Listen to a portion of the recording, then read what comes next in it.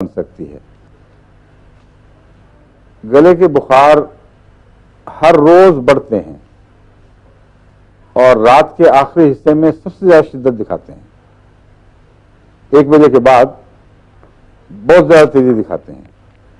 اور ریمیٹنٹ فیورز ہیں، یہ اترتے نہیں، مگر صبح کے وقت اس تیزی کے مقابلے پر بچہ اپنے آپ کو بہت بہتر محسوس کر رہا ہوتا ہے، اس لیے دوڑنے پھرنے لگ جاتا ہے،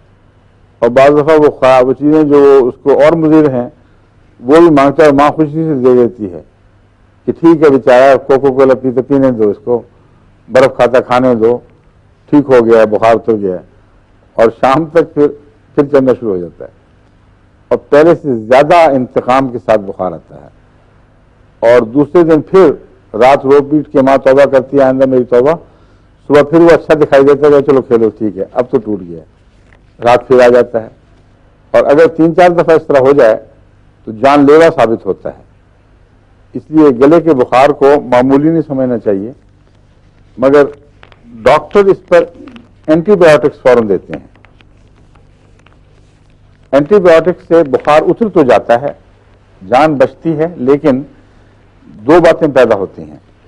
ایک تو یہ کہ اگلی دفعہ ایسے بچے کو جلدی بخار ہوگا، اور بعض دفعہ تو ایک اینٹی بایوٹک کا اثر ہٹا پھر اگلا بخار ہو گیا، پھر وہ ہٹا پھر اس سے اگلا بخار، پھر اور زیادہ بڑی طاقت میں اینٹی بایوٹک، تو ایسے بچے کے مریض، ایسے بچے کا جگر بالکل رہ جاتا ہے، بھوک ختم ہو جاتی ہے، وہ ویسے ہڈیوں کا ڈھانچہ بن جاتا ہے، چڑچڑا سوکھا سڑا بچہ، اور گلے پھولنے شروع ہو جاتے ہیں۔ اینٹی بایوٹک کے باوجود انڈیوریشن نہیں جاتی، بخار جس حالت میں ہٹا ہے گلینڈ کو وہیں پھولا ہوا چھوڑ جاتا ہے، اور جب اگلا بخار آیا اس نے تھوڑا سا اور پھلا دیا، ایسے بچوں کے گلے کی گٹھلیاں باہر بھی محسوس ہونے لگتی ہیں۔ اس لیے اینٹی بایوٹک سے بچانے کی کوشش کرنی چاہیے۔ جو نسخہ میں نے دیا ہے، اس نسخے میں اگر اکیلے طاقت نہ ہو تو اس کے ساتھ سلفر اور پائروجینم ملا دیں 200 میں، وہ بتاتا ہوں ابھی، میں دوبارہ شروع سے لکھا دیتا ہوں۔ سلفر 200، پائروجینم 200، یہ عمومی انفیکشن کے مقابلے کے لیے چوٹی کی دوا ہے، بہت گہرا اثر رکھنے والی، ہر قسم کی انفیکشن سے تعلق رکھنے والی۔ پائروجینم کا تو ٹائیفائڈ سے بھی ہے، مگر سلفر کی بجائے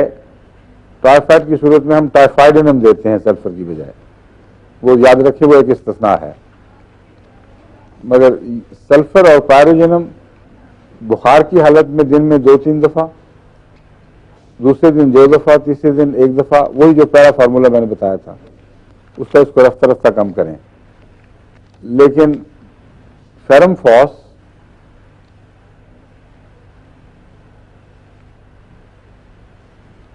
سلیشیا، کالیمیور، کیلکیریا فاس یا کیلکیریا فلور،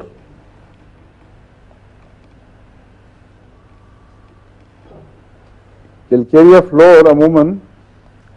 زیادہ کرونک موقعوں پر جب انڈیوریشن زیادہ ہو جائے اس وقت کام آتی ہے، کیونکہ یہ سخت گٹھلیوں کو گھولنے کے لیے اچھی دوا ہے،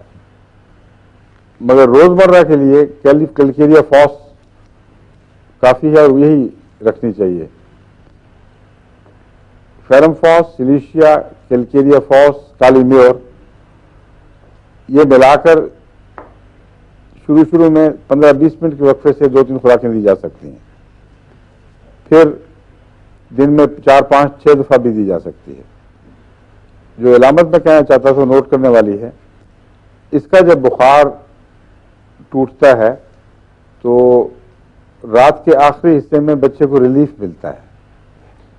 بجائے شدت ہونے کے۔ شروع میں کچھ زور مارتا ہے، جب فائدہ ہونا شروع ہو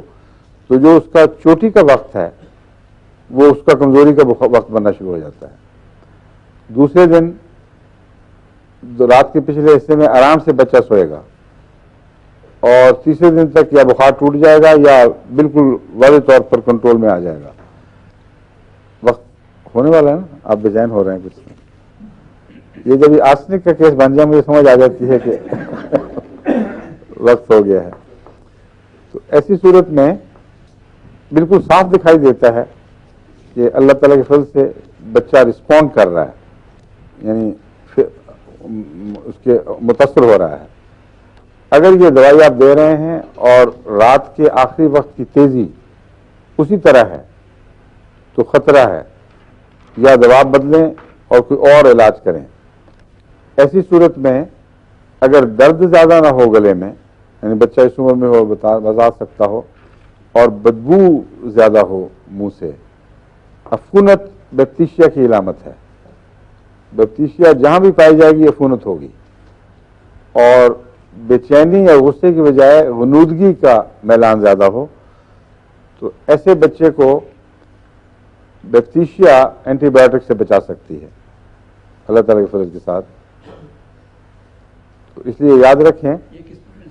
30 میں وہ 6X میں تھیں. ان دواؤں کے اندر خدا کے فضل سے جو مریض میرے پاس آتے ہیں اکثر ٹھیک ہی ہو جاتے ہیں.